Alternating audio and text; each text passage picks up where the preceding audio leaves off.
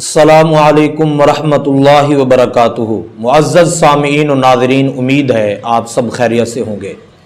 आज एक व्हाट्सएप के अंदर बहुत ही ज़बरदस्त सवाल किया गया है, क्या गुस्ल करने से नमाज का वज़ू हो जाएगा? किसी शख्स को गुस्ल की हाजत पेश आई तो उसके गुस्ल के फारिग होने के बाद क्या वो नमाज अदा कर सकता है या नहीं कर सकता? मतलब गुस्ल करने से उसका साथ वज़ू भी होगा कि नहीं होगा? तो मैं इसका जवाब आपको पेश करना चाहता हूँ हदीस की रोशनी में। आप सब ने इस वीडियो को बड़ी गौर से तवज्जो के साथ समाअत फरमाना है।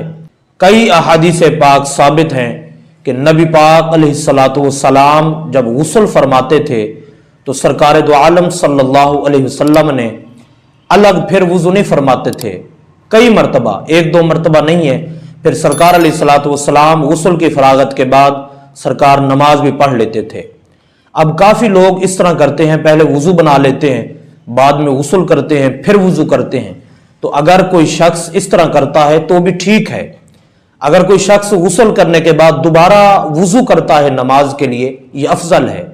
मतलब उसे कोई शक रह गया हो, उसका दिल एतमाद में नहीं हो रहा कि मैं गुस्ल करने के बाद इसी गुस्ल के वज़ू से मेरा जनाब नमाज में पढ़ना चाहूँ तो पढ़ सकता हूँ, ऐसी सूरत नहीं है।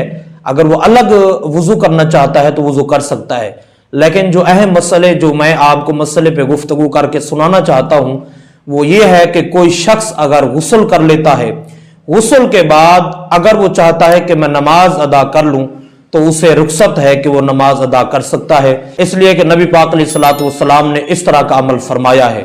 मैं उम्मीद करता हूँ मेरा ये छोटा सा क्लिप आप सवाब की नीयत से अपने दोस्तों को ज़्यादा से ज़्यादा शेयर करें। मुझे अपनी ख़ास दुआ में याद फरमाएं। अस्सलामु अलैकुम रहमतुल्लाहि व बरकातहू।